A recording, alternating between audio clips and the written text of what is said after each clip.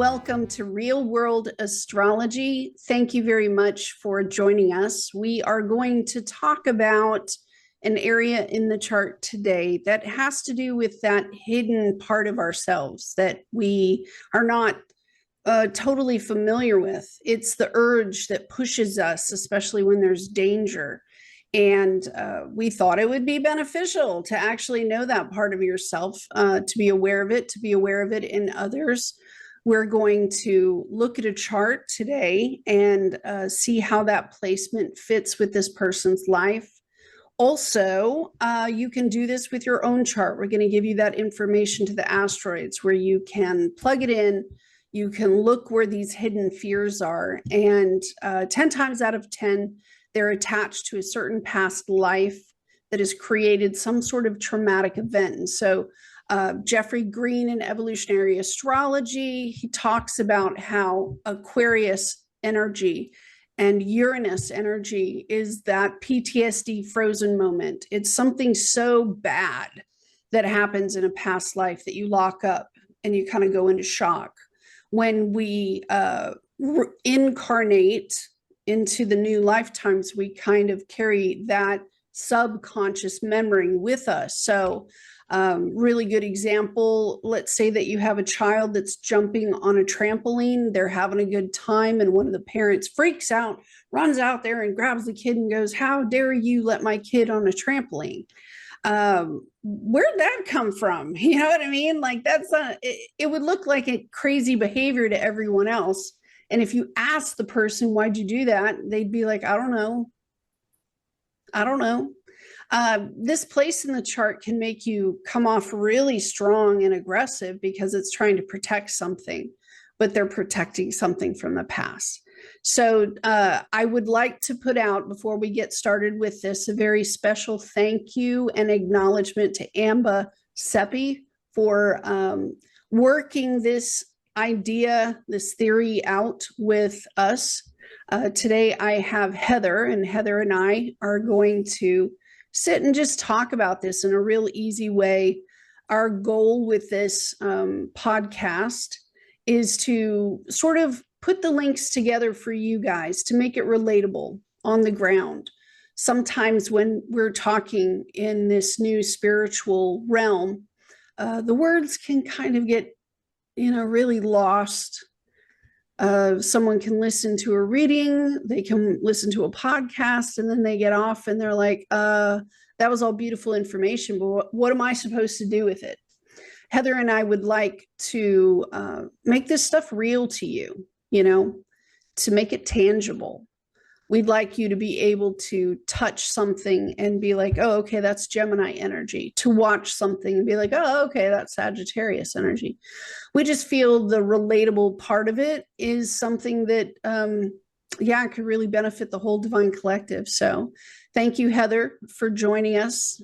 And there she is in all of her beautiful. Hey.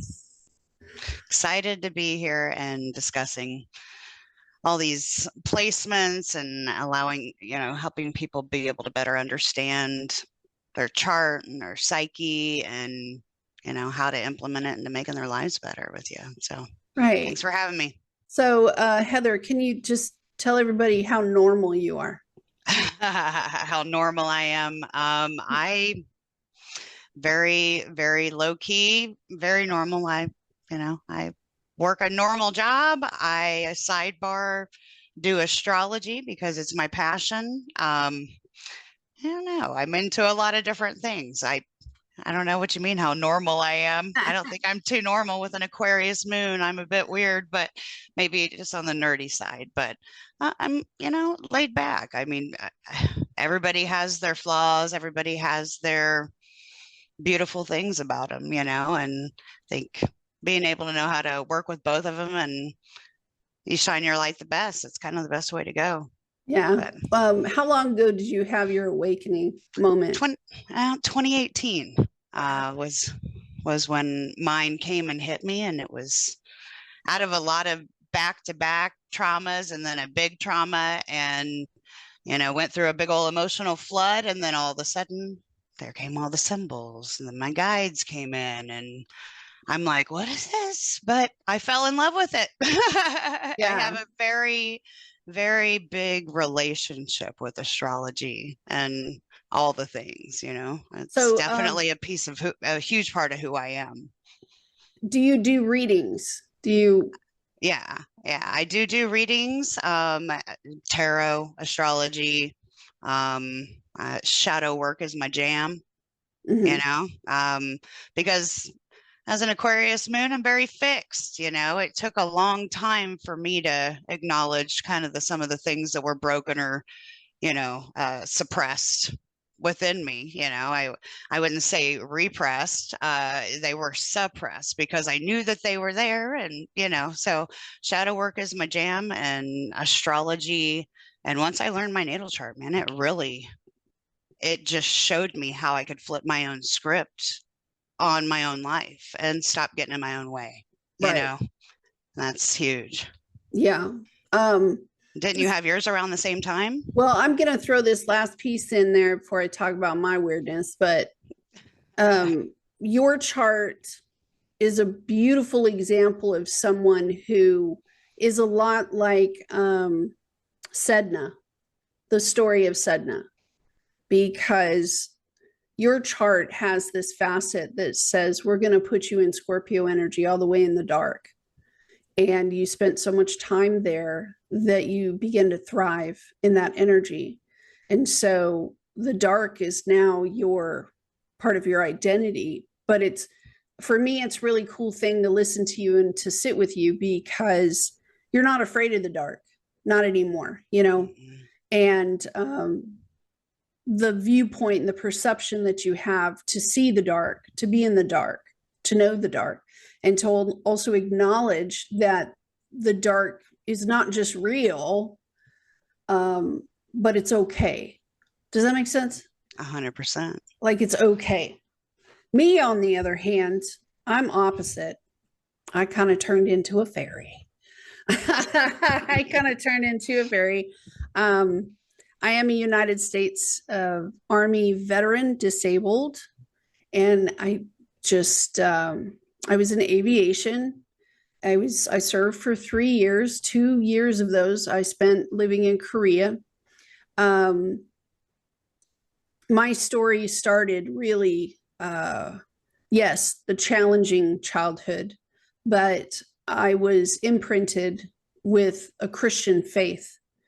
The difference between knowing someone else's God versus taking the pilgrimage to actually adopt your own. And that happened with my first Saturn return. When it hit, I was still embracing my parents' faith. And I worked it, man, I worked it really hard. But at the turning of my first Saturn return,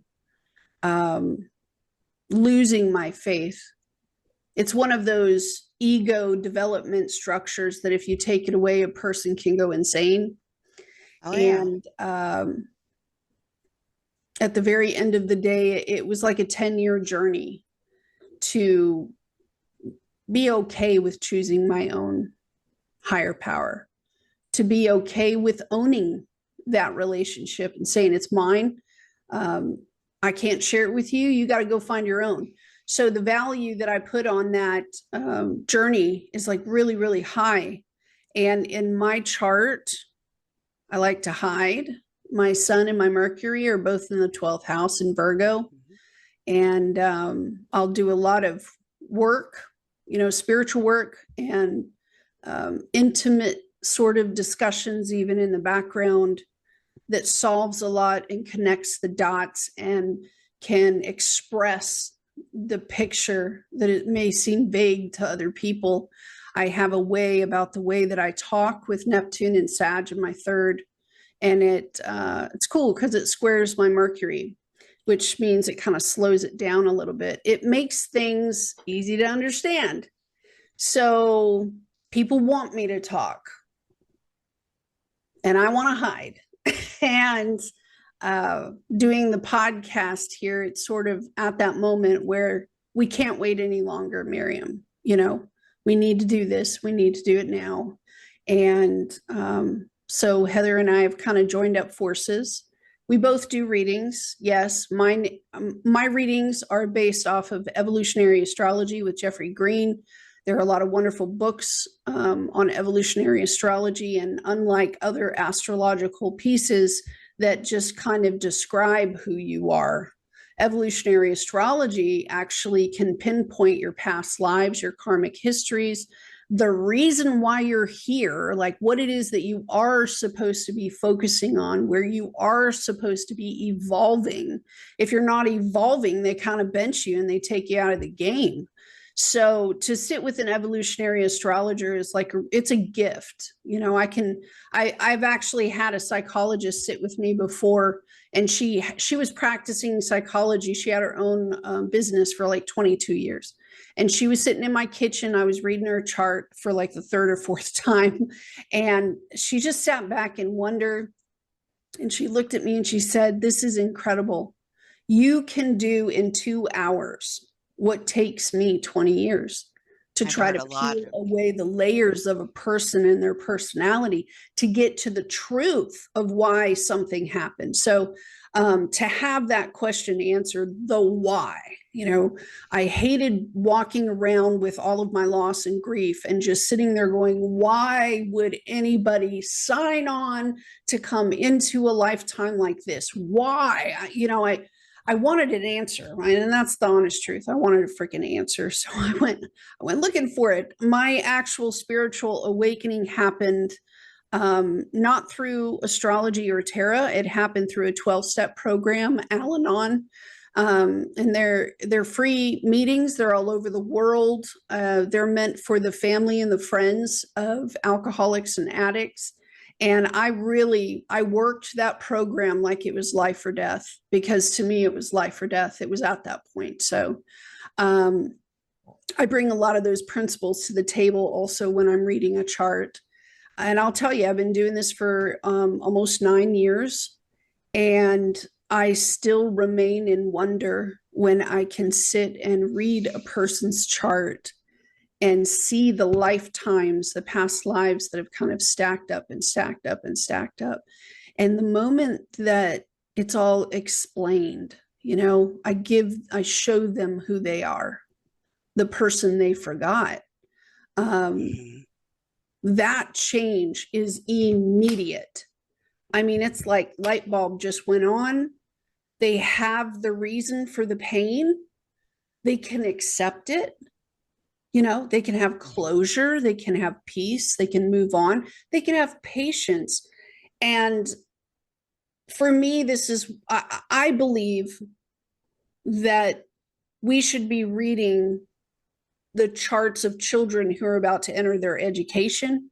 It would set the parents up and the children up for not just positive interactions, but to know what this child is most interested in, and kind of the skill sets that they really want to develop, you know. This could help people that are going through really bad traumatic experiences to actually kind of accept what was lost and move on. Heather and I kind of sat down it started with AMBA. Okay. This topic that we're talking about today, it kind of started with AMBA, and it is attached to the psychology part of things because it's hidden in the subconscious. This is how it kind of started. AMBA came in with a word that she had stumbled into, and it was called the eldritch fear, is what she was calling it. We did a little more research and we found that it's called the eldritch horror, you know. And apparently it was a book. Was it a book? It was written by an American author in like November of 1922. And it was an expression of this guy's inner subconscious fear.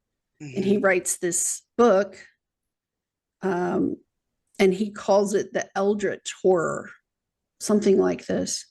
Eldritch, it means kind of something weird, sinister, ghostly, something that's in the background kind of haunting the situation. But the eldritch fear is built up we're going to start with these first three asteroids, Charybdis, Scylla, and Amphitrite. So give us a better description of that, because you were talking about that yesterday, Heather, the eldritch. Oh, so I really dig the shadow work stuff, and archetypes. I find that working with archetypes tends to help you pinpoint certain things better. And the eldritch fear, as we were reading through it and talking about the ghostly part of it, it kind of just reminded me of the unconscious. It's like it really reminded me of the 12th house, our inner fears, deep-rooted, deep-seated fears that we don't know are there or why they are there. And I think that these three, those three that she just mentioned are based out of like Homer's Odyssey. And so there's so many. I kind of want to double back on something that she said, like as far as what grabbed her. Well, with me, I'm an intuitive astrologer, so my guides show me like signs, hits. When I read somebody, I get pinpointed to certain parts of the chart. Well, it was literally within the first year of studying that I got boom thrown into asteroids. So I'm kind of an asteroid girl, weirdo. I love that stuff. So yeah, these asteroids, I mean, you can play on them. There's thousands and thousands of asteroids, pretty much for anything and everything that you could ever possibly want, including probably even your name or a variation of your name. Mm-hmm. So anyways, but yeah, it's like that unconscious fear, that feel of dread. So like dread. You ever have that feeling where your day's going okay, and then all of a sudden you're like, whoa, something's wrong. Let me check on all my people, like that undercurrent, and you don't know what brings it on. Nope. And so that's kind of where we're going out with this, and we're going to try to pinpoint some of those placements. The word ghostly, to be a ghost, if you really think about it, you've got a person, because ghosts are people, they're still in the form of who they were in the body, right? But the whole reason a ghost exists or is ever here on this plane is because of an attachment. That's it. They're attached to a person, a place, or a thing, and that attachment is so severe they refuse to let go and kind of transition over. So this fear is ghostly. It's mysterious. It's not fully formed because it's attached to something in a past life. Like when you incarnate, you get scrubbed. You basically get scrubbed. And all of your memories are stored in your Uranus function at the back of your brain. We don't have immediate access to that unless you have some special things going on in your third house, which I have seen. But that Charybdis piece of it, that's pretty ugly. So let's go ahead and kind of step into it. We're looking at Odyssey. We're looking at Homer's The Odyssey, and Odysseus is returning back to his hometown from the Trojan Wars. Okay, so he's got a ship full of dudes, and he's got to sail around some crazy ass crap that kind of hits him both at the same time, and it's like a catch-22 moment. Mm-hmm. And so we're going to slow the whole roll down so that we can identify this stuff in the chart and what we believe it kind of means. So yeah, let's go ahead and start with the first piece. Tell them the story, Heather. Tell them the story. Okay, so Odysseus is returning home from war. He's got a ship full of men. They're passing through the Messina Strait, between Sicily and Italy, right? And they're reaching this crossroads where they basically, right there, like she's showing. If you look behind me, you guys, this is what it looks like right here.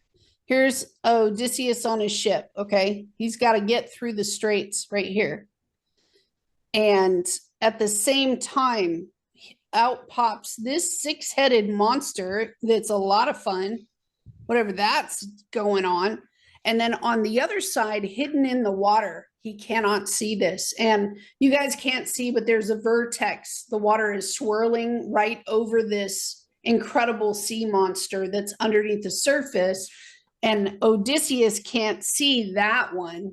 I think he was warned about that one. You know, he was, and he had actually been warned and talking with basically Circe. He went to Circe, was like, hey, you're going to come up, you're going to venture through, and you're going to face certain death, danger, you know, it's you're gonna lose. But hey, look, you know, and we'll go into these characters more in depth, but basically you have the choice to go by Scylla, the six-headed monster hanging off the cliff in her cave, and be, you know, have men eaten by those six heads, right? Or on the other side, oh, you'll see this fig tree. This fig tree looks so nice. Don't go that way. Right. And so the other way, there's this whirlpool, Charybdis, right? And you will be sucked in. You will lose all your men. Your best route is to maybe you'll suck it up, paddle hardcore, go through. Yeah, you'll probably lose some men because Scylla's got six heads, right? Yeah.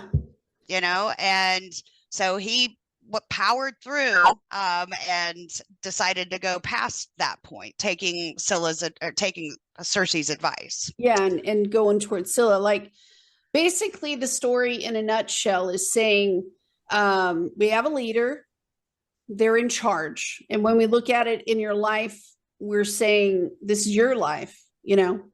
The most powerful person in your life is you. You are the leader of your life. And so in a leadership position right here, sometimes you're caught in a catch-22 like this, and a sacrifice has to be made, a very precious sacrifice. It's not like Odysseus got to the other side of this and they were all high-fiving. Yeah, we got through, right? No, Odysseus made a choice to take the lesser of the two evils. And when they got to the other side, they were crying because they lost six good men. And they were the best men. They were the best. You know? So it was a big sacrifice, but he did not take on that arrogant, egotistical role that some leaders can do. He knew that they were going to have to paddle through. Yeah. And he went through that. And the fig tree, I do want to mention the significance of it, because he did have to pass by Charybdis. It's a whirlpool. There's waves.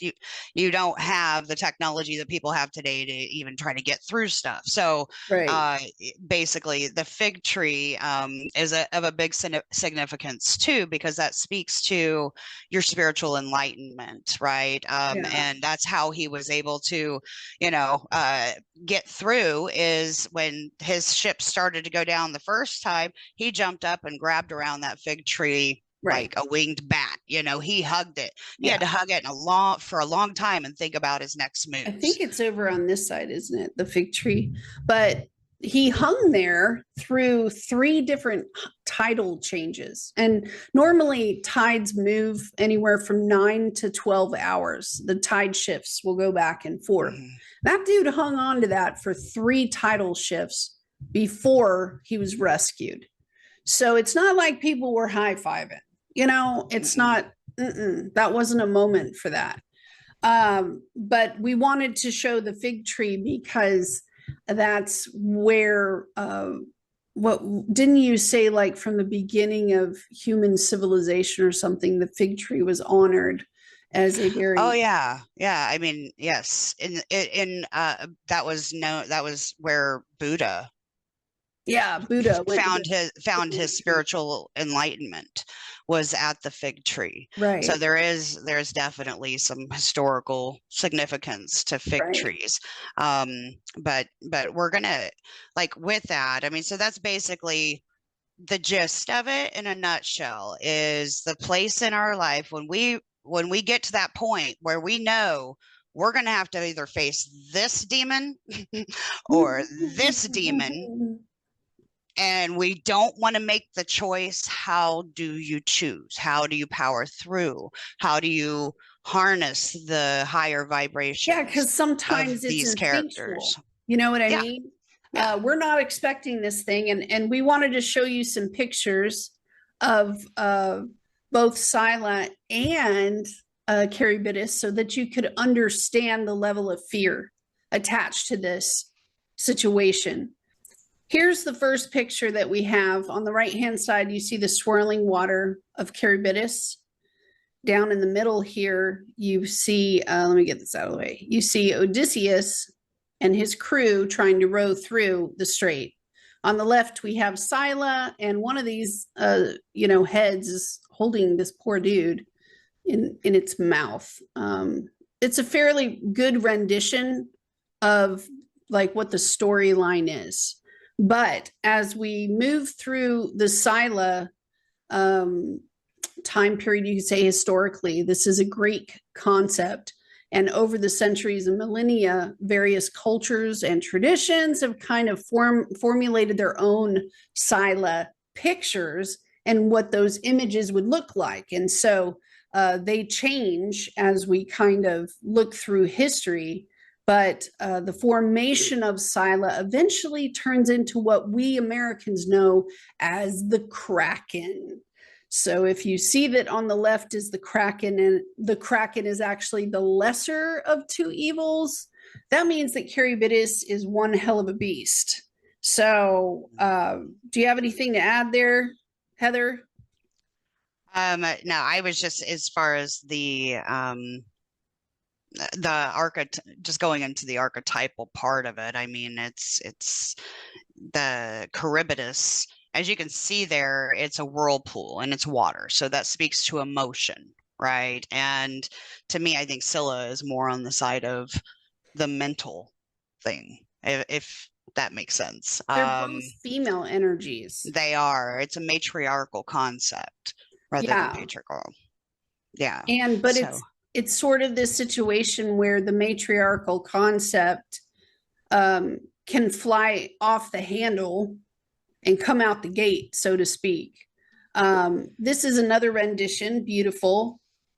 And Yummy. what we're trying to do renditions is actually sort of let you feel in your gut the fear of something like this coming at your face out of nowhere. And there are times when it's a lot like any planet. Sometimes it's you being like this to other people, and sometimes it's other people doing this to you kind of out of nowhere. I would like to also just kind of mention that these two were actually people before they became those monsters, right? They basically, Charybdis was sent there by Zeus because she's Poseidon's daughter, basically, and he basically she went and stole, I think, a cow or something from Zeus, and that's her uncle, and he was really upset, and so he sent her off to become this gigantic whirlpool, and she took it angrily. She didn't take that very well. She uses that to cast her vengeance back on what happened to her. Scylla, the six-headed beast that you're seeing right there in that picture, my goodness, Scylla, she basically ended up getting cast out there by Circe's potion because Circe had a crush on the guy who wanted Scylla. So in a way, it's kind of like these people have, these characters have vengeful emotions and thoughts that they're just wanting to destroy man, basically. Eat it up. You so see the scorpion, like number one, the Pisces energy would say none of this was fair because technically Scylla, she didn't have anything. She didn't even like Glaucus. She wasn't into him at all. And Ceres, female energy, was hungry and desiring, like wanted Glaucus. So she was a little pissed that Glaucus was the one that came to her and said, hey, can you give me a love potion for Scylla? Because I want her to be mine. Yeah, You can imagine like some Cersei's low vibe said, like elementary school stuff. You know what I mean? Like, oh, he manipulative. likes you, then I'm going to turn you into a monster. It's not really fair. I don't think it's fair that Scylla's in a position like this because I mean, she didn't even like the dude. You know, what Right. all. Right. Here's another rendition. I think this one's from AI. These two from AI kind of describing Charybdis. Now, Charybdis is a different story altogether because she was the nymph, and her and Poseidon, they were getting it on like kind of hot and heavy, and in walks the wife, like, oh, walking in on Sancha, and Sancha is sitting there, and the husband is sitting there, and the wife's name is Amphitrite. And Amphitrite comes in and projects poison, you know, straight at the nymph, going, you're not taking my husband. So she was in defense of her own marriage. You know what I mean? On the one hand, some people can't blame her. You know, the cheating was going on. But on the other hand, whose responsibility is it to protect the damn marriage? It wasn't the nymphs. You know what I mean? It wasn't Charybdis's. It was Poseidon's job to protect his own marriage by using moderation, you know, self-control.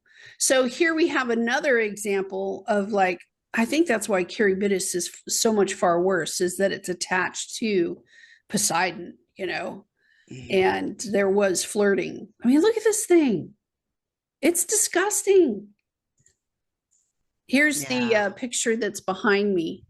And I was wondering if, I think the fig tree, we saw the fig tree hanging off the cliff somewhere.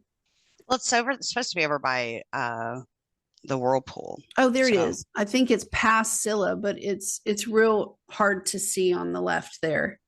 But even this picture with the water so realistic there. He didn't know what he's sailing into is two female energies that were, you know, you could say that the shit starter had a bunch of internal insecurity issues, projected it onto another female in a curse, and now we have this. Yeah. So it's a masculine figure who started all the bullshit. In a lot of ways, it reminds me of the Medusa story too, or black. You know, you figure Black Moon Lilith in your chart. Yeah. Like, look at that hot mess. Oh, hell no. That's nasty. That's horrible. Yeah, that is horrible. It's like, you know, Jabba the Hutt in Star Wars. It definitely does. The worm in Dune, you know, the worms. It's terrible. Now, yes, Charybdis is supposed to be coming out of the sea. However, like I said, other cultures and traditions kind of took the story and made their own renditions of it. And so I thought this was a really good picture of Scylla. You know, it kind of describes the immediate anger, because you know she's got feelings, and I don't know which head is thinking that, but I'd be mad too. For sure. You know, it's not fair, whatever is happening, and confusing, I'm sure, you know.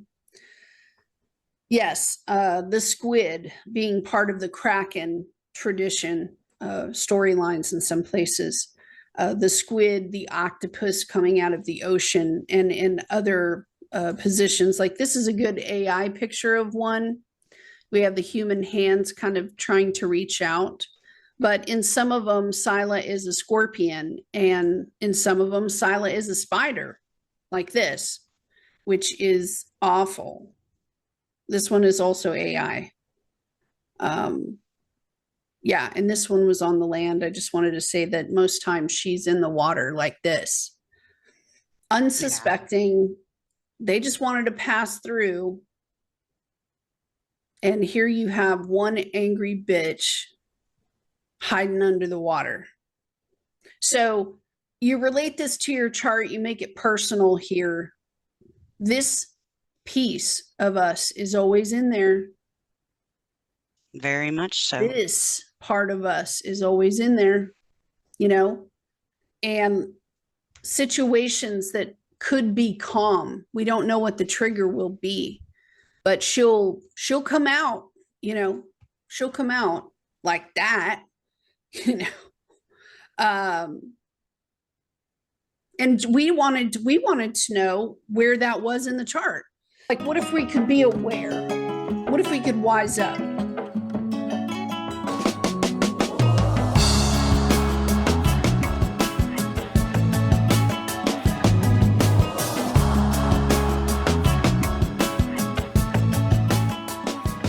Let's go ahead and move over to the chart information. So let's give them the asteroid numbers. All right, Amphitrite. Amphitrite is Poseidon's wife. That's a bit jealous and causes a bit of chaos when she's not getting her way. 29. Amphitrite. Charybdis is 388. That's the whirlpool. And then Scylla is 155. It's the six-headed monster. Okay, so Amphitrite is asteroid number 29. She's the shit starter. This is the point, the very sensitive point that pushes the tsunami wave, because that's really what Amphitrite did, man. She was like, oh, hell no. And she pushed all the water she had. We're going to look at that. The Charybdis at 388. That was the nymph. And then Scylla was a bystander, right? Who got in the middle of a love potion number 9. Yeah. Let's go ahead and I'm going to open up a chart. We have a volunteer who allowed us to use their chart. We thank you very much. We're trying to keep their information quiet, but this looks like a hot mess. But if you slow down, we could see how this chart kind of can tell us a little bit more information about where this person's sensitivities are that would trigger this person's wounding point from Uranus. And we sat with this and we kind of divulged in it. We found some really cool information attached to it. So go ahead, Heather, and start the shit starter. Start with the shit starter. Well, looking at it, I mean, this is a Placidius chart. Amphitrite is in basically in a moon deacon in Cancer in the first house. You know, I mean, that straight speaks a lot to intuitiveness. You know, also speaks a bit to artistic, but also on Amphitrite. Let me put this on here. So Amphitrite, she was Poseidon's wife, right? She was the queen, like, of Atlas, of down in the deep, and so you know that there's a ton of compassion and sensitivity in this person's chart. They can come off they can come off maybe sometimes even a little over emotional. But I do see that, like with the moon in the first, she probably keeps it a little softer, but she's very comfortable with that place, he or she, because of the south node being there. That, you know, those two in conjunction, that loose conjunction tells me that they're very comfortable with how they try to handle their emotions, I would say. Yeah, so it's I mean, it's kind of a strong placement for it. So it's a lot like attached to her physical body, what her physical body is doing. But her expressions as well, with the Uranus portion, Aquarius portion of Gemini on her ascendant line, she can look like she's blank. But once the Amphitrite is set off, she can get real expressive real fast, especially when it comes to her family and her children. The moon in the first house, like my first thought with this, the creative aspect for her, she could be a writer. Because 10 times out of 10, if you have the moon in the first house, you're a writer. And this could be expressed in wonderful words, in wonderful ways. And that's coming in with her south node. So I see this more as like her body and what her body would respond to, especially if something safety wise was kind of happening against one of her loved ones. So this is a really large energy, like Heather said, because it is attached to the south node. This is the first house is naturally ruled by Aries. So can you imagine an Aries moon person gets a trigger point? It's going to be with a lot of speed, real quick. For sure. Well, and there's ease with it too. I mean, although Amphitrite is opposing her north node in the seventh, the mystic rectangle, Amphitrite's attached to it. And the mystic rectangle goes straight down to her Jupiter, up to her Uranus, up to her Juno. Over here. Yeah, and then back down. So, that, I mean, definitely lends to being able to write. I almost see I definitely see like creativity in the forms of writing. Could also be with divination, honestly. Yeah, divination.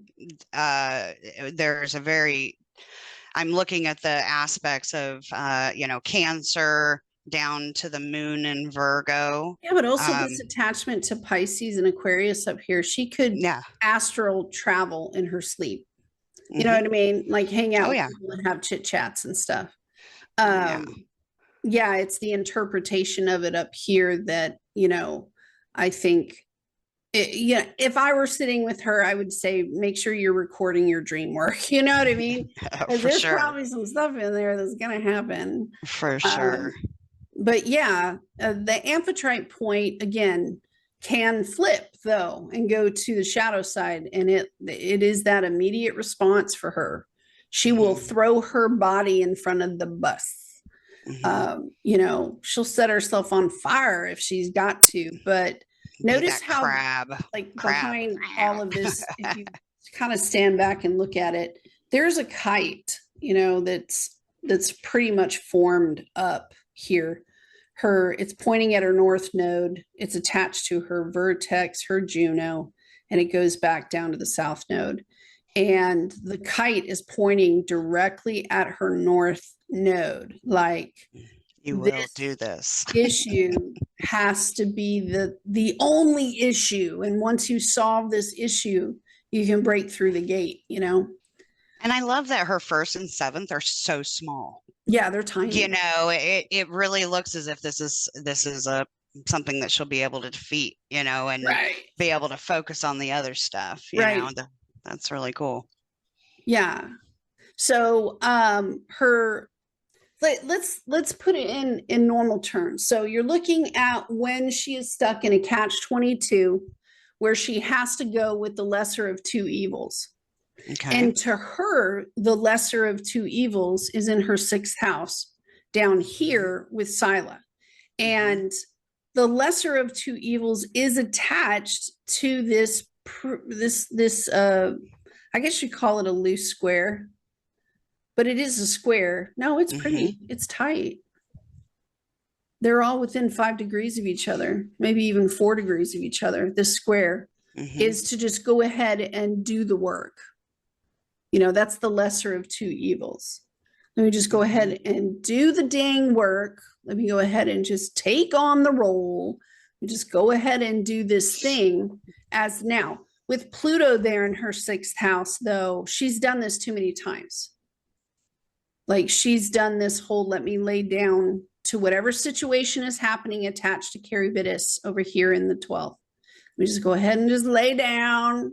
Pluto is attached to Charybdis. Let me just do it. With the quincunx, yeah. Yeah, with the inconjunct right there in her 12th. So the hidden fear is back here in the 12th. And the Pluto is just set on auto. It's just set on auto. That when this moment happens with the push towards her north node, she's going to get that kickback from Juno up here because they're attached in a sextile. And then we have the vertex point down here that's attached to her north node in a sextile. So to make change, what does she do with the vertex? To make a change, she just adopts the Amphitrite, which is the lesser of the two evils, right? So that we can just push on and move forward. The challenge, though, is the confusion, I think, because when she steps up in her 10th house to actually take control with her Aquarius at the 29th degree, which is pretty strong, it just sets off her Pluto again. Yeah, it scores right back down. And what is her Scylla? I mean, it's at 1 degree 58 minutes in Sag in the 6th. Yeah. And it's in a Jupiter Deacon. If you're looking and seeing those energies, I mean, that's extremely strong belief system.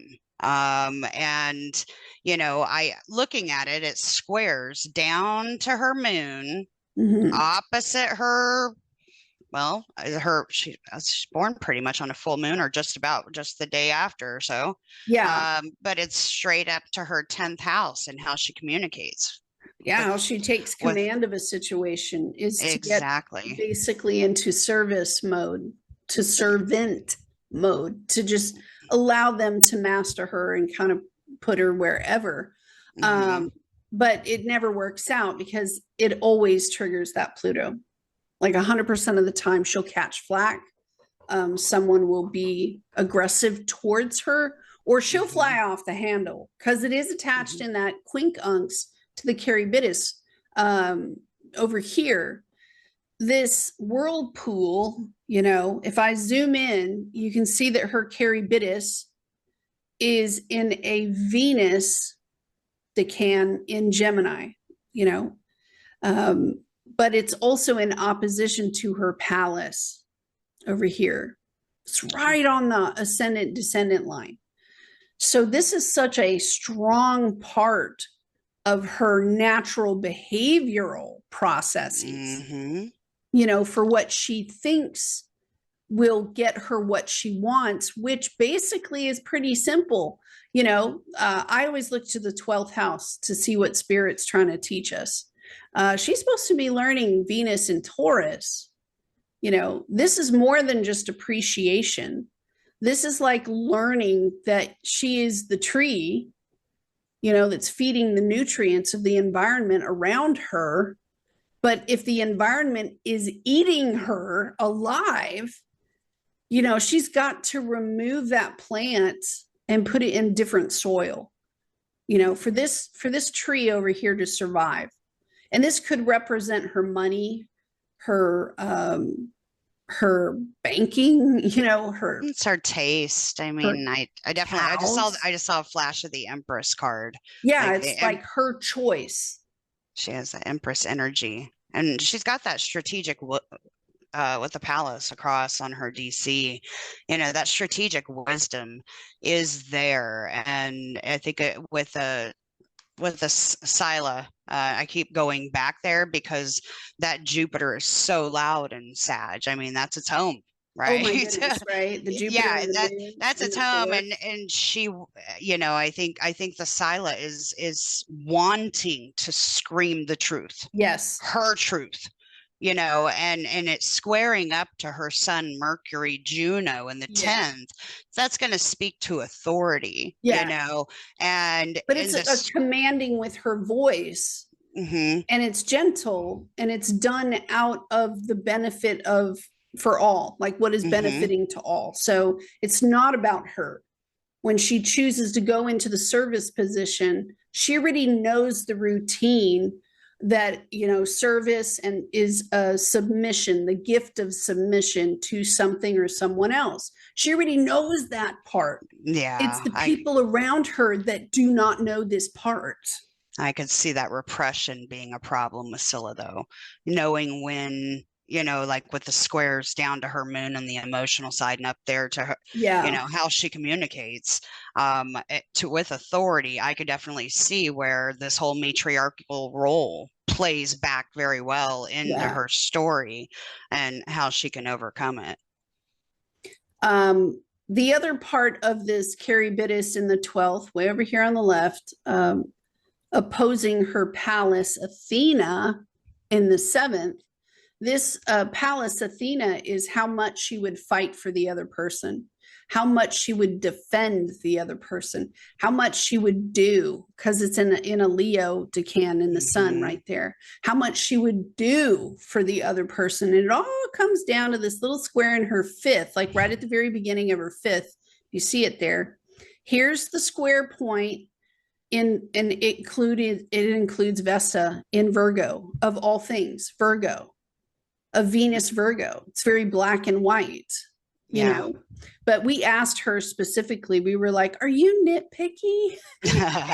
Like when you do stuff, are you like super nitpicky? And she was like, yes, you know.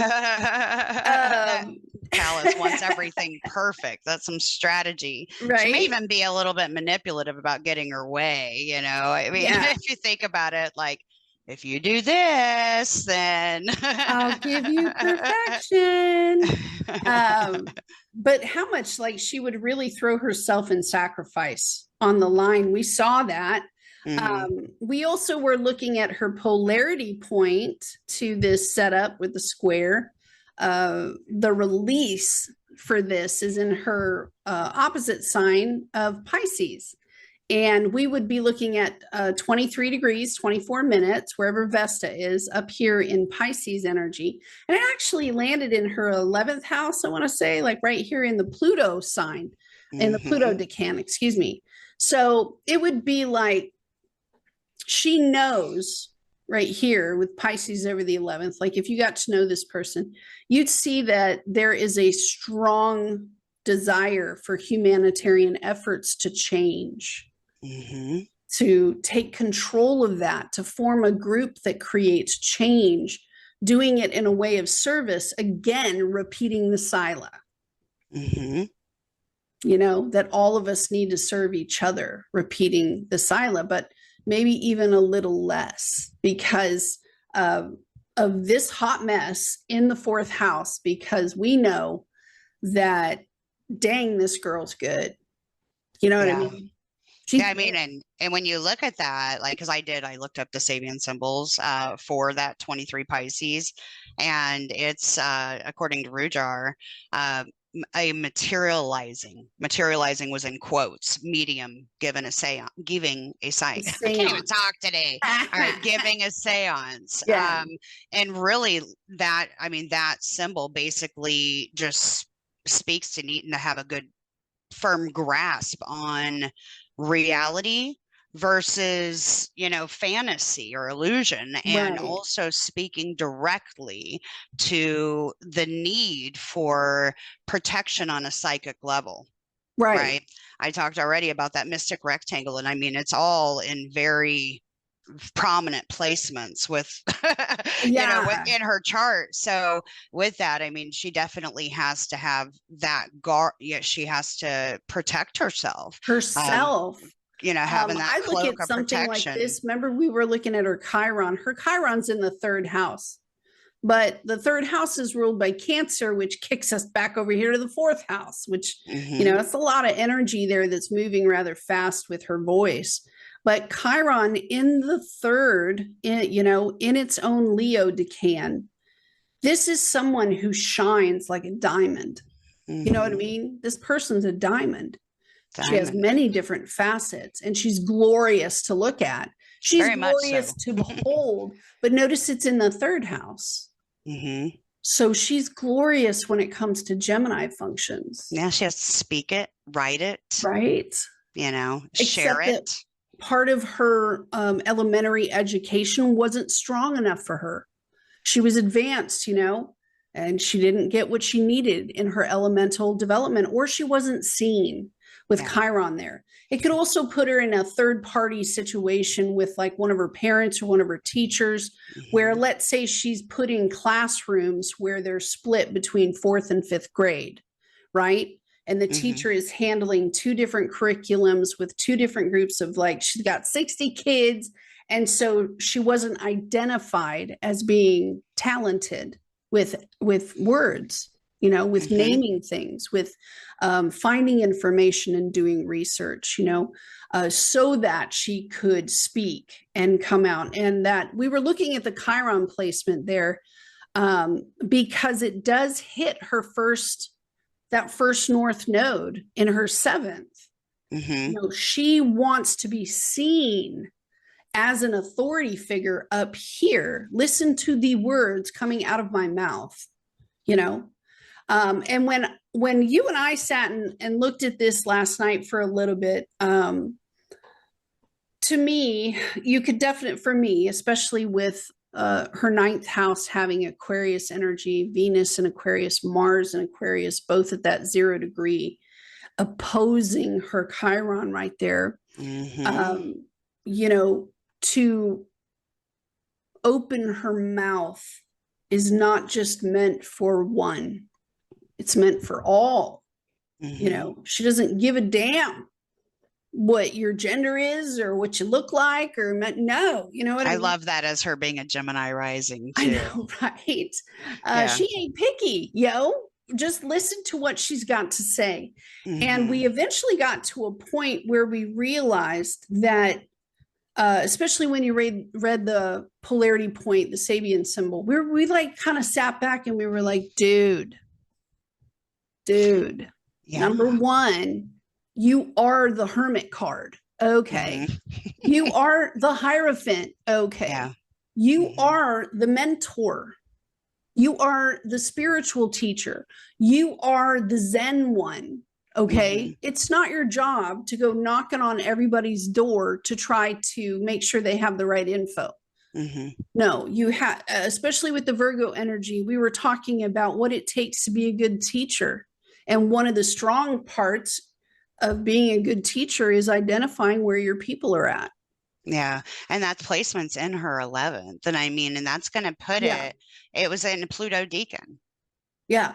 Right. So at 23 Pisces, 23, it's right in the very beginning of her 11th house, her community. And, you know, so being with like-minded people, and Miriam and I both, we like to play with astrology a lot. She's an evolutionary astrologer, but we do love to play with the energies of all of it. And so things like oppositions and squares, you know, you'll see, you guys will listen to a lot of astrologers that say, oh, this is going to be horrible or whatever. No, it's a sharing of energies, or, you know, in the opposition, if you imagine that you have that invisible, you know, string or rope, you know, going across to the other part, you know, it's a polarity. You know, you share the energy back and forth, you know, and it's just finding that middle, that finite place. Right. Or when, the timing of when to pull in one direction versus the other, because even when looking at the nodes, shoot, it's the south node that has all the bennies. You know what I mean? The south node is comfortable being the south node. They've done it a million times. So sometimes we got to reach behind us when we have an opposition and kind of go, I'm sneaky. Yeah, I'm sneaky Pete. And I'm going to go in there and watch what I do over here and just flip it. And you consciously choose to put your energy towards something. And when we looked at her past lives attached to this, we saw the Charybdis in the 12th house, but notice that the Charybdis is in Venus and it has this two of them. There's there's almost two quincunx yods, like both going both ways. This way, that way, this way. It's so swift. It's so fast. And we saw that the first one in the 8th house, look where Ceres is attached to Uranus, right? Which is what her sun sign is. Here we have Ceres and Uranus in the 10th. So if you imagine a Capricorn Venus in the 8th, yeah, this person is taking responsibility in a Ceres sort of way. So it's the safety, it's the abundance, it's the protection of a group. There's Uranus. And this is the karma point in the 8th house. She has a group of people that she has taken full responsibility for because she loves them. That's part of the karma that has to be cleared. So she loves them equally. You know, she shares with them equally, but they can't understand her. Now, in some past lives, and I'm just going to show this to you really quick. Oh, yeah, before you move on, like, look, 1758. So those are at 16, Ceres and Uranus. Yeah. Right next to it is her Neptune. Yeah. Her So Neptune. that in the 8th house next to those can almost make that the commitment that you're talking about be a little clouded. Not just clouded. Like, not just well, clouded. not just clouded. It's spiritual. There's It's a lot spiritual, of different but things to it. In the 8th house, it's almost as if Capricorn energy, and picture Capricorn. And let me give you some words to attach to this. Capricorn can be a building and a piece of infrastructure. Okay. When we look at this, we see that the infrastructure is holding a group of people that she's responsible for. With Neptune there, it can create a situation where she's powerless. That's kind of what I was getting at, giving up her power because of the quincunx to Charybdis. It's a fear. To Charybdis. It's such a horrific thing. And then quincunx is back down to her Pluto in the 6th. And she has no control. I just heard, and as I looked at her Pluto in the 6th and Scylla, I just heard, don't underestimate me. Don't underestimate me. I'm gonna get that. I will get them out of there, you know. Sorry, I didn't mean to interrupt, but Neptune caught my eye too. Please do.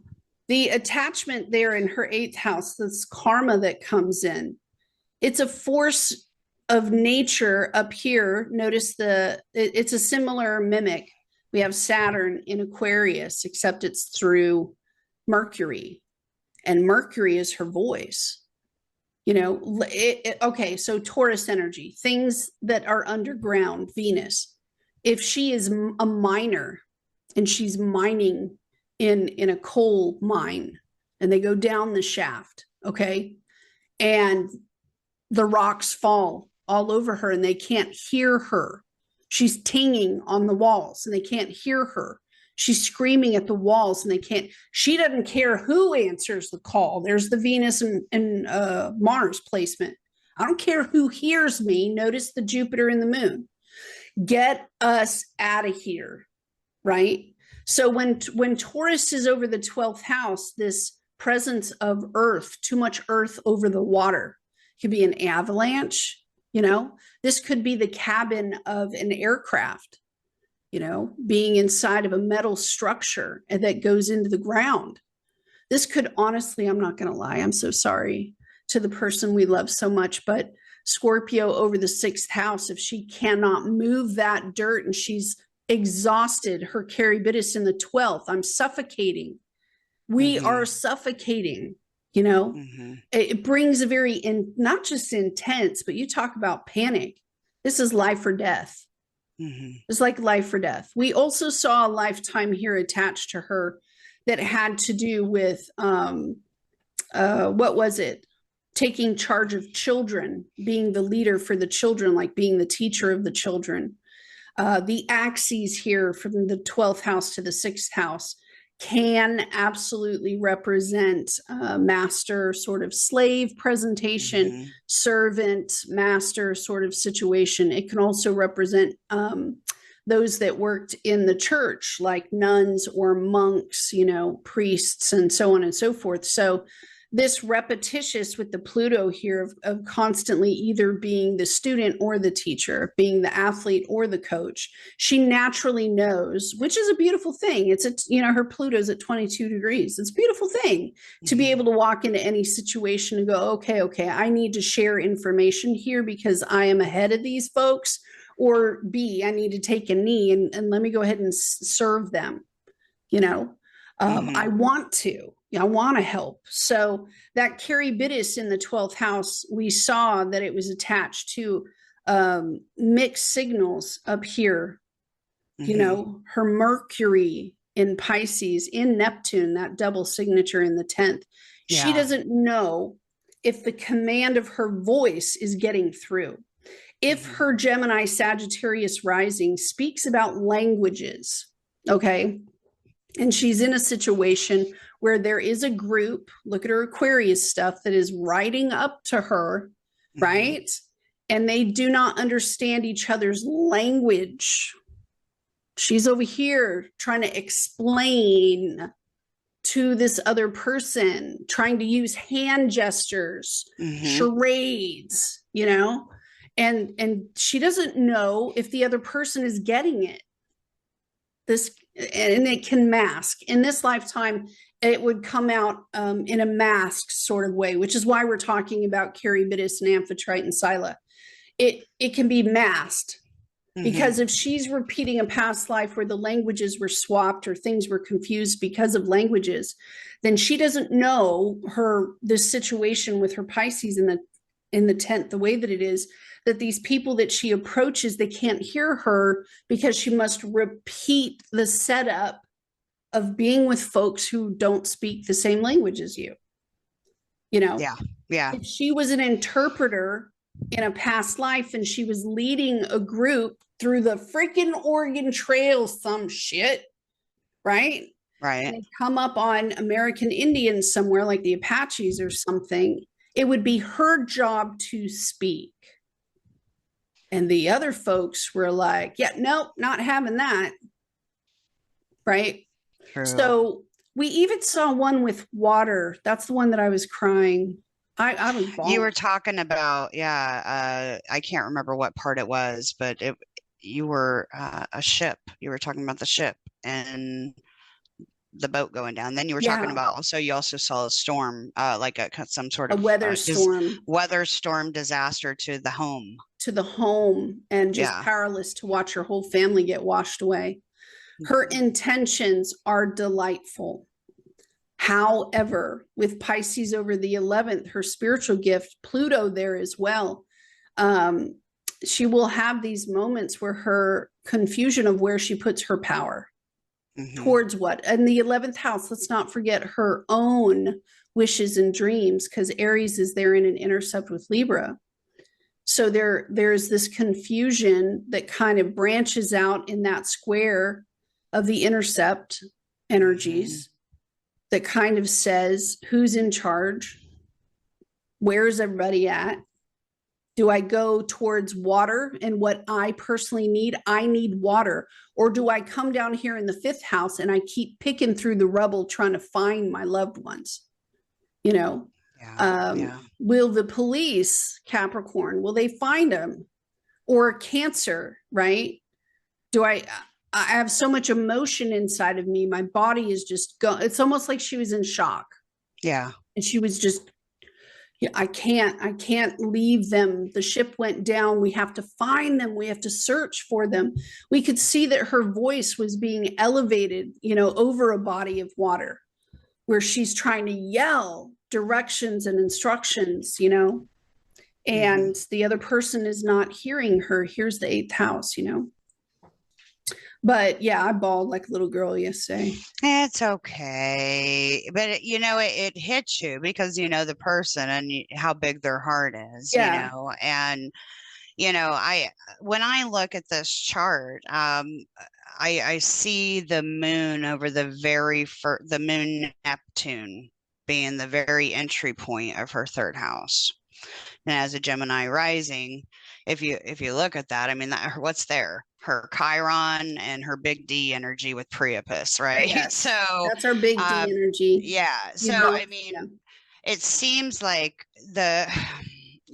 she's extremely intuitive, and I think sometimes she would benefit by learning to trust her intuition a whole lot more. Right. But to not let that Charybdis make it be deep fears, discernment. Yeah, but the judgment that she's to give is to judge more like a teacher.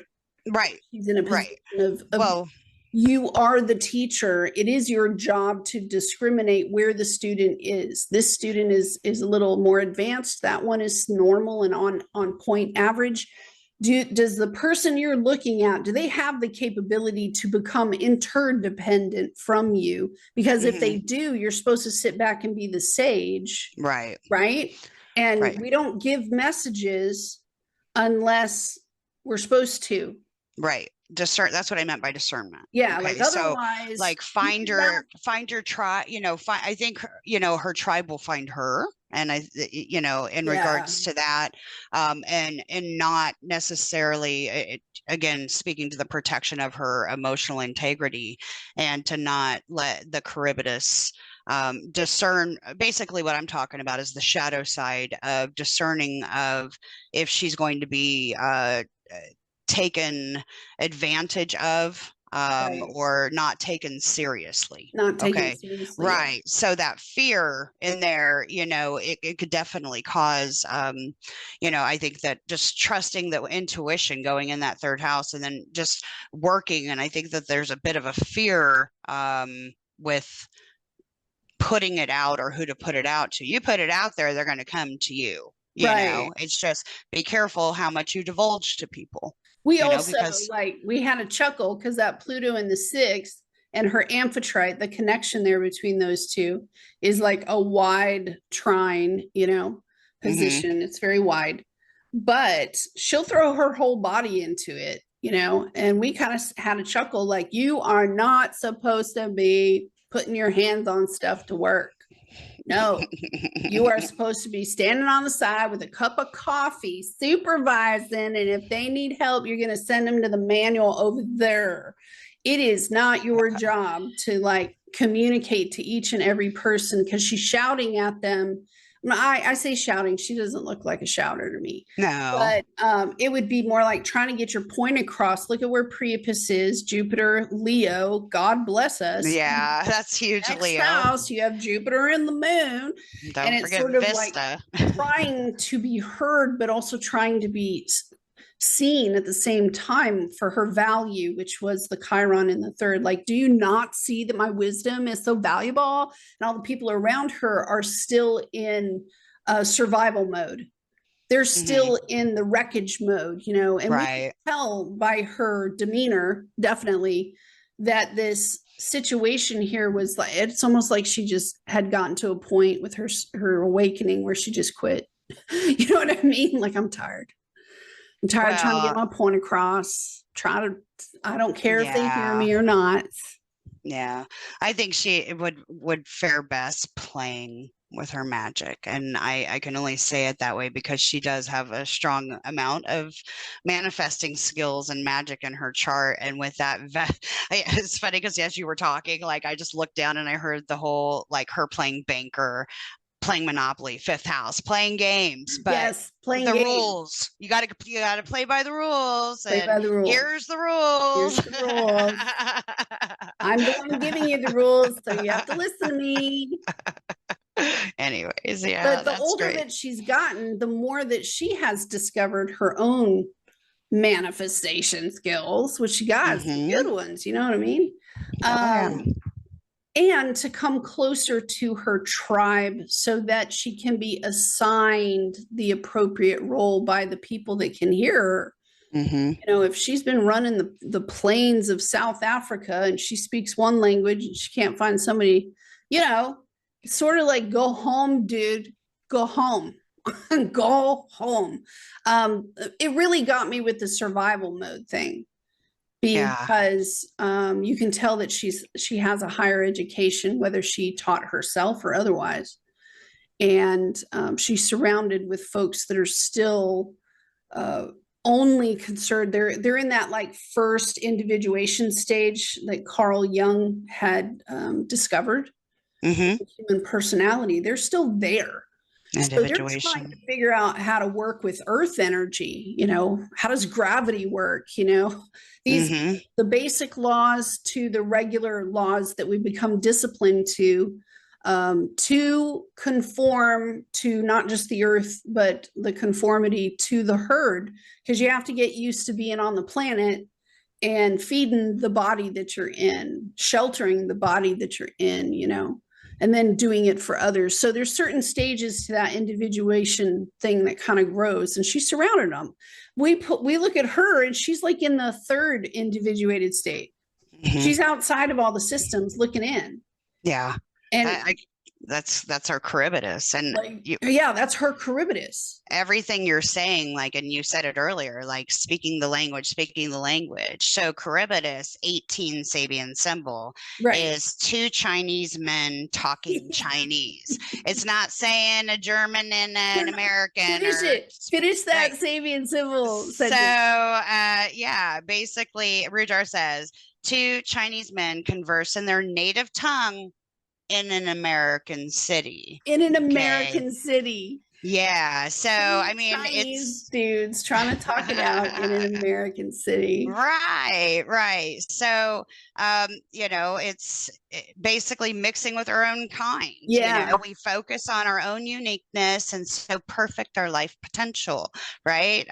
So find your, I think, that's that Charybdis. That's going to be a way that she could use that Charybdis in a high vibe is, finding those people that she can connect with and speak with, even if in an area that she's not comfortable. Right. So, I loved that you brought up language, and that was one that was like, I feel totally out of my element here, but you're my person. Hey, I think also the Charybdis here in the attachment to the Ceres and the Uranus and Capricorn in the 8th house and Neptune is sort of understanding that when the Amphitrite happens, because again, it's going to be completely instinctual. Someone's going to come in, they're going to have a problem or a situation. Her Aries first house is going to jump out of care, that it will be her responsibility to form the discipline required to take a knee in that moment. Like if there's an emergency, she's not supposed to jump on the fire truck. She's supposed to take a knee, and that type of discipline is going to be on her to control. And a very challenging thing to do, but it's not impossible. You know what I mean? It's not impossible for her. Not impossible, especially with it dipping directly down to that trine to her moon Jupiter in the 4th house. I mean, that's right.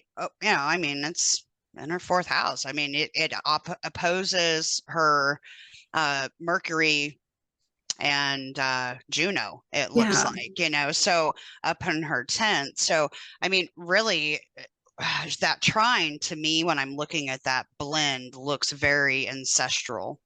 Yeah, ancestral roots, maybe even tapping into that. I mean, that 8th house is where that Uranus is. So that's it's trining up to that 8th house. So I think her spirituality, studying in these 8th house matters, right? Yes. I think all of that is beautiful in her chart and will only expand her positive experiences. We don't know if she was an officer over a SEAL team. You know what I mean? Right. And they go into the water and it's dark and they lose comms and they get picked up by a riptide, Right.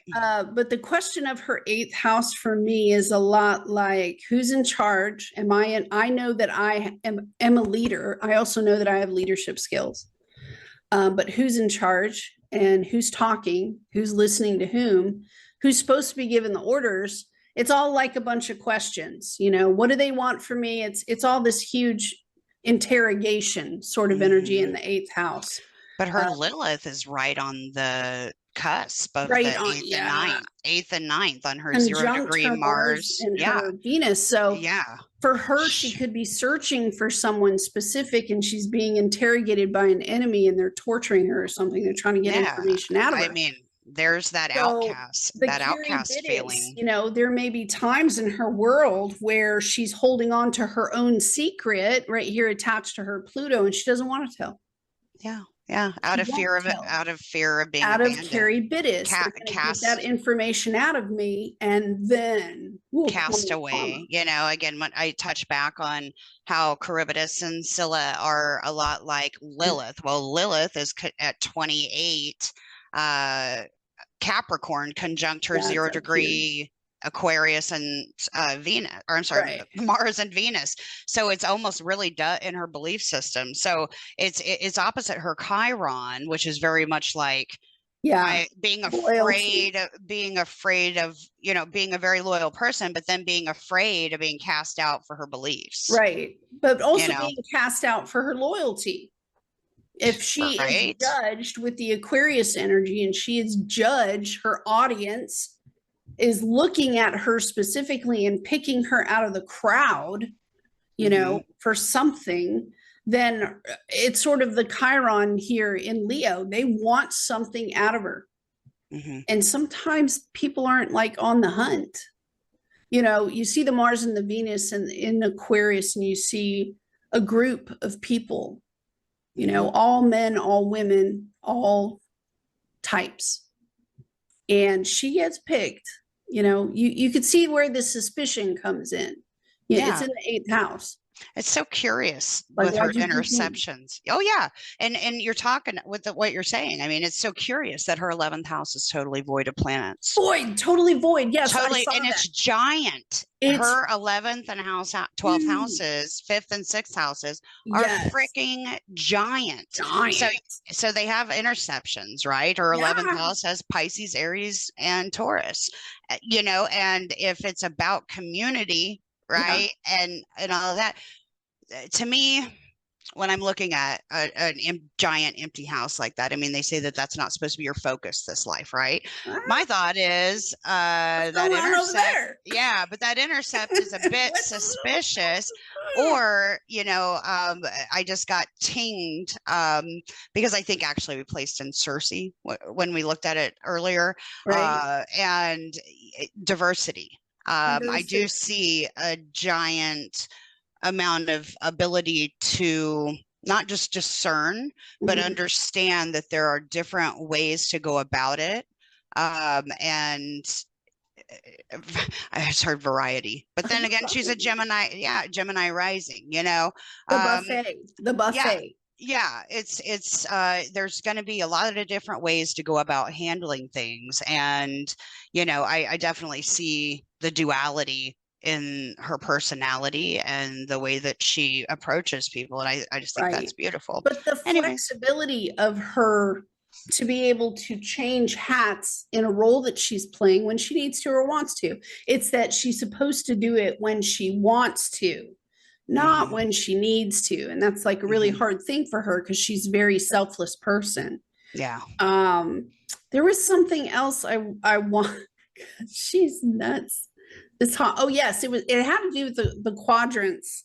If you look at the quadrants, notice how the first quadrant here is real small, right? First to fourth, the cusp of the fourth. 3 small on one side, and then we are stacked up like a mofo on the other with a bunch of freaking planets, you know. And I know that when we go to the third quadrant, because this would be the first one, this big old chunk of pie would be the second, and then this one up here would be the third.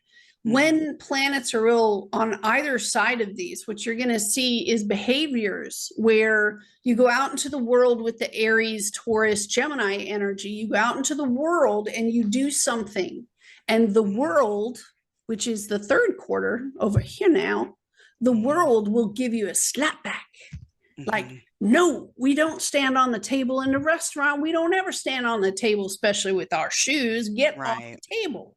And that's what this third quadrant is about. It's like showing us how to stand in society without kind of standing out. You know what I mean? They're the And conformities of society so that we can civilly live next to one another. that's a And she's huge got focus. her Amphitrite down here in the first house. So every time that she reaches out with a loving, caring Cancer mother-like role, especially fast, the other side is going to be like reaching out like Mike Tyson and give her a little tap. Boop. Give her a little tap and be like, nope, nope, fix that. Fix that. You know, and through the work of doing that, her Saturn in Aquarius, she's met many different types of audiences, whether small or large, who have rejected her, who have said, no, your behaviors, your mannerisms, the way that you look cross-eyed, I don't know, the way you roll your tongue is wrong. And it creates those karmic it's like a situation of dealing with rejection over and over again, to realize that we don't put that Chiron, you don't throw your wound out there like that to us, right? You don't do it at work, definitely don't do it at work. But you don't, you know, whatever's on one side is kind of projecting over here to the other, because like you said, they're sharing the same rope. So it's finding her tribe, yes. But what if she's coming from a past life here where, say, like she's an indigenous tribe of some sort and females are valued just as much as males? You know what I mean? And she comes into this lifetime and she's a female. And when she puts herself out there in a friendly sort of way in the third house, she catches a lot of flack on the other end. She gets told it's a man's world. It's a man's world. And there is her intercept, right? Yeah, it's a man's world. She doesn't know what to do with the Marlboro Man. Right. He looks at the Marlboro Man like, what's the big deal? He's just a dude. And people do not understand what that means coming out of her mouth. She does. Yeah. And she starts, you know, that little inkling inside of you, that attachment, that trine up there to Saturn. You know, she kind of sits back and goes, they're not going to like me. Yeah. They're not going to like me. So let me dim my shine, Chiron in Leo. Let me just dim my shine a little. Let me kind of just become a wallflower so that I don't lose Pluto, Decan, and Pisces over the 11th. I want this group. I hope for this. And again, it's 11th house, right? This dream. I want this dream so bad. So I'm just going to diminish my light and my voice. They don't like me talking like that. So I'm just going to be like, shh. I've seen this flash vision twice. So I'm going to go ahead and show my age here. So you remember in Police Academy, the little short woman with the megaphone, excuse me. We're going to get her a megaphone. How about that? Run through you. Talking in the very little dainty voice. Excuse me. I think a high school, right? In high school had the morning show, and the first thing in the morning, you got that person on the announcer. We're going to put her in front of the whole school and be like, read what's for lunch, you know? Yeah. But it's about putting her in alignment with the right dream. Yeah. Got to be the right dream. The right wish, when I wish upon a star, because she's one of those that believes that. When you wish upon a star. She'd go to Disney. She certainly would. Yes, she would. I will say with that Mars, though, and the Venus in Aquarius, she got to find somebody she can run away with. I ain't even gonna lie. Like somebody who could stand with her, look at her and say, let's call into work today and let's go away. Go play. That Vesta in the 5th house loves to play. Oh, yes. Loves to play and her way. Puzzles. I bet she likes puzzles a whole lot. I bet she does like puzzles. I bet she loves puzzles. So yeah, maybe go and with that Gemini rising. I don't know. No. No. It's the big with Tom Hanks, right? And the piano. That's what she needs. A dance thing, a dance off. But she needs a partner who's crazy enough to do that kind of stuff with her. Yeah. Right? Yeah, if not a kiddo. Yeah, to go do those things. to be Not with a a kiddo. child who can help her fit more naturally into a relaxed mode. You know, I believe looking at her chart, especially with, I mean, come on, she's got Capricorn energies all over the place up here in her third and fourth. 7th, 8th, and 9th Yeah, seventh, house. eighth, ninth, and All 10th. all have, yeah, And all she have got that Saturn. Capricorn, man. And it is in her to work. It is in her to be loyal. It's in her to love you with all of her soul. However, she needs to know back here with her Chiron that you'd be willing to do the same. Right. And she hasn't found that. You know, she hasn't found a whole lot of that. Yeah. Yeah. But it may be a good starting point for her to identify that when she takes that knee and she makes this discerning judgment and she counts the value of what she would be handed. You know what? When we looked at this chart yesterday, my first thought, I ain't even gonna lie, I'm just gonna say it out here. And I'm sorry, our friend, we love you. For me, I looked at this chart and I was like, don't throw your pearls before the swine now. Right. You know what I mean? Yeah. Oh, yeah. I mean, especially That's as the an chart. empath. Do Especially not as an throw your empath. pearls in front of the swine, bro, and know the Right. difference Yeah. between these are people and those are pigs that we eat. Yeah. Not saying that you're gonna, because this definitely could be, oh crap, we flew into the side of a mountain and we're up there and everybody's trying to eat everybody because we don't care.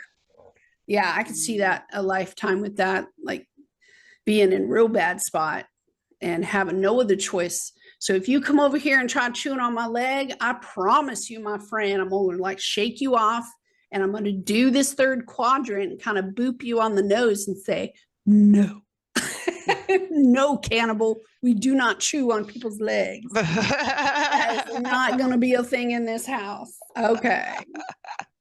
Well, well, that was fun. Next podcast episode, we're going to continue on this topic. However, we're kind of going to go backwards a little bit because we told you the story here with Scylla and Charybdis. We told you the story of like how it ended up. Okay, we're going to take a huge step back next week, and we're going to show you some of the crazy storylines that were going on because it's like a novella. Like, I'm not even kidding you. This is like a soap opera when you start looking at these Greek gods. And at the end of the day, we look at the lessons from this stuff and we're like, well, duh. You know, a lot of this stuff is just common sense. But Yeah. We'll be pulling up another chart that also has Scylla, Charybdis, and Amphitrite because they're part of the ending, right, of the story. And we'll show you what Charybdis and Scylla look like in other different houses, not just the 12th, the 1st, and the 6th, so that we can show you a little bit more of how it can be relatable to your own charts. Heather? Yeah. I enjoyed it, and yeah, I agree. I think we should move a little further and talk a little bit more about Delphine and nasty. Yeah, just yeah, I'm excited. Hey, yeah. Now, if you'd like a reading with either Heather or myself, the contact information, like our emails, are going to be posted below this video. And you're more than welcome to send us a request. We both also have YouTube channels and TikTok channels. If you would like to join us over there on Instagram and so on and so forth, I will say that we're real bad with our social media, but you can find us more frequently on YouTube or Patreon. Also, don't forget to join us next time because we really like hanging out with you, man.